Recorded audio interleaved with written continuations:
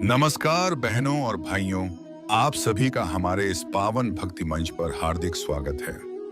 नवरात्रि के इस शुभ और मंगलमय अवसर पर हम आपके लिए लेकर आए हैं आदि शक्ति के 9 दिव्य रूपों की पावन कथाएं। आने वाले 9 दिनों तक हम आपको सुनाएंगे 9 माताओं की महिमा, उनकी लीला, उनकी कृपा और उनके आशीर्वाद से भरी 9 पवित्र कथाएं।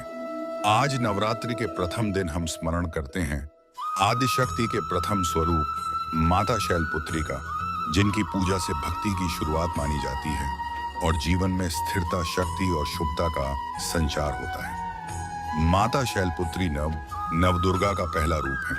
शैल का अर्थ पर्वत और पुत्री का अर्थ बेटी होता है, इसीलिए शैलपुत्री का अर्थ हुआ पर्वतराज हिमालय की पुत्री। इनका जन्म पर्वतराज हिमवान और रानी मेना के घर हुआ था। यही देवी आगे चलकर माता पार्वती के नाम से प्रसिद्ध हुई और भगवान शिव की अर्धांगिनी बनी। नवरात्रि के पहले दिन इनकी पूजा की जाती है और यह देवी शक्ति, स्थिरता और अटूट भक्ति की प्रतीक मानी जाती है। माता शैलपुत्री का स्वरूप अत्यंत शांत, सौम्य और तेजस्वी है। वे वृषभ यानी बैल पर विराजमान रहती हैं, जो धैर्य और शक्ति का प्रतीक है। उनके दाहिने हाथ में त्रिशूल होता है, जो दुष्टों के विनाश और साहस का प्रतीक है, और बाएं हाथ में कमल होता है, जो पवित्रता, शांति और आध्यात्मिक जागरण को दर्शाता है। उनके मस्तक पर अर्धचंद्र सुशोभित रहता है, जो मन की शीतलता और संतुलन का प्रतीक है। प्राचीन काल में दक्ष प्रजापति नाम के एक महान राजा थे। उनकी एक अत्यंत सुंदर और दिव्य कन्या थी, देवी सती। सती बचपन से ही भगवान शिव की अनन्य भक्त थीं और उन्हें ही अपना पति मानती थीं। कठोर तपस्या के बाद उनका विवाह शिव जी से हुआ और वे कैलाश पर्वत पर रहने लगी।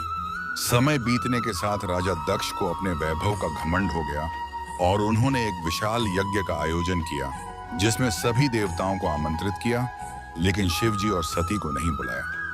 जब सती को यह समाचार मिला तो वे बिना निमंत्रण के ही पिता के घर चली गईं।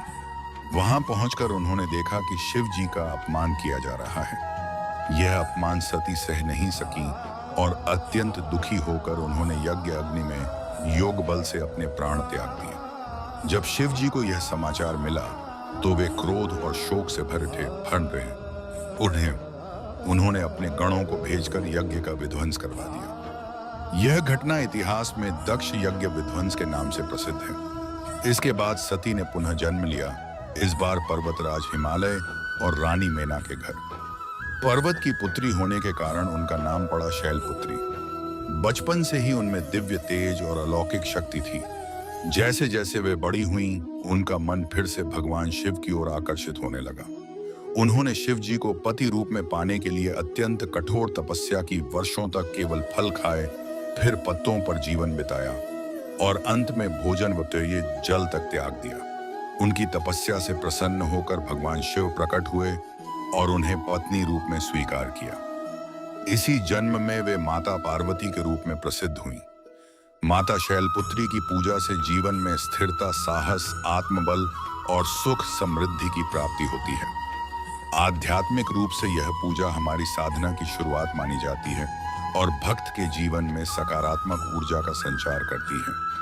यदि आपको माता शैलपुत्री की यह पावन कथा और जानकारी पसंद आई हो तो कृपया हमारे इस भक्ति परिवार का हिस्सा अवश्य बने। ऐसे ही माता रानी की दिव्य कथाएं, व्रत, विधि, मंत्र और आध्यात्मिक ज्ञान पाने के लिए हमारे चैनल को सब्सक्राइब करें, वीडियो को लाइक करें और बेल आइकन अवश्य दबाएं।